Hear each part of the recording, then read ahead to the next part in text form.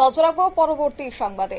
এবার টেট 1 এবং টেট 2 পরীক্ষার্থীরা তারা অভিযোগ তুলে বিভিন্ন দাবি দাওয়া নিয়ে সাংবাদিক সম্মেলনে মিলিত হয়েছে।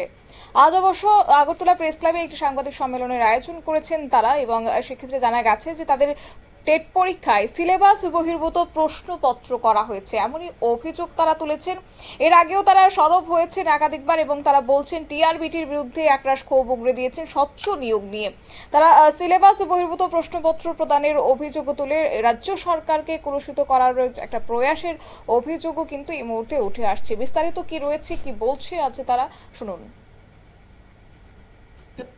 এই কথাটা আমার শুনে ওনারা যে স্বপ্ন নিয়েছেন যে স্কুলগুলিকে এত সুন্দর করবে, বিদ্যাজ্যোতি করছে, খুব খুশি হয়েছে আমার ছেলে মেয়েরা ভর্তি হবে। খুব আমরা পড়তে পারিনি সিবিএসই তে, কেউই পড়তে পারেনি, ঠিক আছে। উনি যে স্বপ্নটা দেখেছেন খুব খুব সুন্দর স্বপ্ন দেখেছেন, কিন্তু বাইরের জিনিসটা যেমন একটা মোবাইল যদি আমরা দেখি, মোবাইলের শুধু ফেসিয়ালটা আর সামনে টেম্পারটা লাগালে মোবাইলটা নতুন হয়ে যায় না, ভেতরের মাদারবোর্ড ঠিক থাকতে হয়, মানে স্কুলের পরিবেশটা ঠিক থাকতে হয়। এই ভেতরের দায়িত্বটা দিয়েছিল টিআরবিটি কে, যাতে স্বচ্ছভাবে শিক্ষক নিয়োগ করা হয়। এখানে যদি ওরা ভুল করে, একবার যদি ভুল হয় সেটা ভুল বলবেন, কিন্তু বারবার বলে এটা ভুল নয়, এটা অভ্যাস হয়ে গেছে, ঠিক আছে। আর দ্বিতীয় কথা হলো, উনি কি বলেছেন, স্বচ্ছতার মাধ্যমে নাকি শিক্ষক নিয়োগ করেছেন উনি, মানে পরীক্ষা হয়েছে, উনি স্বীকার করেছেন। আপনারা দেখেছেন বিগত বছর উনি বলেছেন। আচ্ছা, যদি স্বচ্ছতার মাধ্যমে হতো তাহলে 19 সালে কেন গ্রেস দিয়েছিল, 21 সালে কেন দিয়েছিল, 22-এ কেন দিয়েছিল? এটা কি এইভাবে কি গ্রেস দিয়ে শিক্ষক নিয়োগ করা হবে? আপনারাই বলুন, কোয়ালিটিফুল শিক্ষক কি পাবে এইভাবে?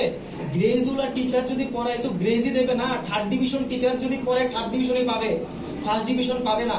ওনার প্রত্যেকটা কথা এরকম। আবার আরেকটা জিনিস বলছে, যতবার গিয়েছি আমরা ততবার উনি বলেছেন আমরা একদম ফাইনাল রেজাল্ট পর্যন্ত আমরা করতে পারবো, এরপরে আপনারা ইচ্ছা করলে কোর্টে যেতে পারেন। কোর্টে কেন যাব? টেন্টেটিভ রেজাল্টের নিচে কার সিগনেচার দেওয়া আছে? কন্ট্রোলার, ঠিক আছে। ভেরিফাই না করে কি দিয়েছে?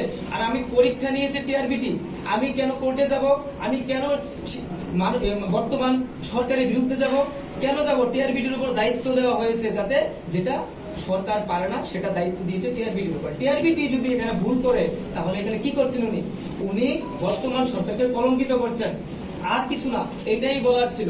এবার আমি বলবো, সমগ্র আপনারা যে সাংবাদিক ভাইরা আছেন, আপনারা ওই প্রত্যেকজন কল করে জিজ্ঞেস করুন তো, 40,000 শিক্ষার্থী আছে ত্রিপুরা রাজ্যে, প্রত্যেকজনের ওপিনিয়নটা নিন তো, তারা খুশি আছে কিনা টিআরবিটির উপর। আপনার প্রত্যেকটা স্টুডেন্টকে কল করে দেখুন টিআরবিটির উপর সন্তুষ্ট আছে কিনা। প্রত্যেকবার এরকম করছে ওনারা। আমি শুধু একটা কথাই বলবো আপনাদের মাধ্যমে, যে মাননীয় মুখ্যমন্ত্রীর কাছে এবং প্রাক্তন শিক্ষামন্ত্রীর কাছে, উনি যারা যেটা চাইছেন কোয়ালিটিফুল টিচার, এটা যদি উনি সত্যি যদি চায় তাহলে ওই টিআরবিটিকে আগে ধরতে হবে, টিআরবিটির আগে দেখতে হবে ওই জায়গায় কি ভুল ভ্রান্তি আছে। এইভাবে গ্রেস দিয়ে শিক্ষক নিয়োগ করা হবে না, ওনার বাস্তবায়িত হবে না ওনার স্বপ্ন। আমি বলবো ছাত্ররা অনেক কিছু করছেন, কিন্তু বিশ্বাস করে টিআরবিটির উপর দিয়েছে শিক্ষক নিয়োগ করার পরীক্ষা প্রশ্নপত্র দায়িত্ব, ওনারা এখানে এরকম করছে। এরকম ভাবে তো স্বপ্ন পূরণ হবে না। আমি বলবো টিআরবিটির সাথে যাতে মুখ্যমন্ত্রী স্যার আলোচনা করে, এবং আমরা বলছি না আমরা স্টার চাই, আমাদের মার্কস চাই, না না, আমরা বিপক্ষে ছিলাম, আজই থাকবো।